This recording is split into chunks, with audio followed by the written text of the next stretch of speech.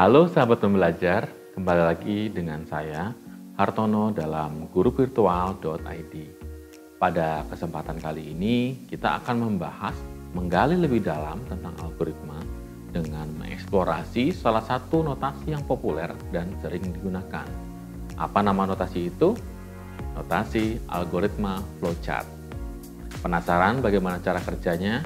Ayo kita ikuti penjelasan berikut ini. Flowchart atau dalam bahasa Indonesia dikenal sebagai diagram alir merupakan representasi visual dari suatu algoritma atau proses. Mungkin Anda pernah melihat diagram dengan berbagai simbol saling terhubung dengan tanda panah.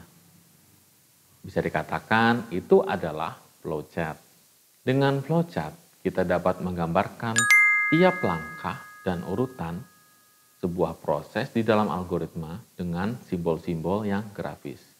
Setiap simbol memiliki makna tertentu, misalnya simbol persegi panjang biasanya digunakan untuk menunjukkan suatu proses atau operasi, sedangkan simbol berlian digunakan untuk menunjukkan suatu keputusan. Salah satu kelebihan menggunakan flowchart adalah kemampuannya untuk memvisualisasikan bagaimana informasi itu mengalir dan bagaimana proses dijalankan. Ini akan memudahkan kita dalam melihat gambaran besar dari suatu algoritma dan bagaimana kita memahami setiap langkah menjadi lebih jelas. Saya akan berikan ilustrasi yang sederhana. Mari kita bayangkan proses sederhana seperti menentukan apakah seorang siswa lulus atau tidak. Di dalam flowchart, kita mungkin akan memiliki kotak input untuk memasukkan nilai siswa. Kemudian, kotak putusannya memeriksa apakah nilai tersebut di atas batas kelulusan atau tidak. Dan akhirnya, kotak output akan menampilkan hasil di akhir dari flowchart apakah lulus atau tidak lulus. Semua kotak akan saling terhubung dengan panah yang menunjukkan aliran sebuah informasi.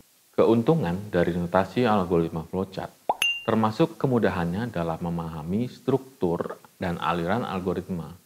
Selain itu juga memfasilitasi diskusi dan brainstorming tim saat merancang atau memeriksa algoritma.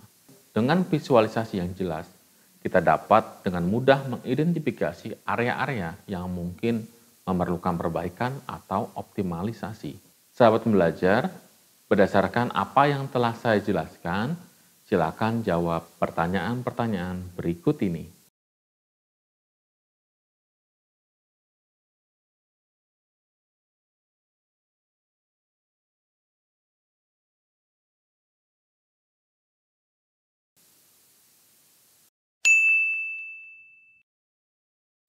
Demikianlah sahabat pembelajar penjelasan mengenai notasi algoritma flowchart.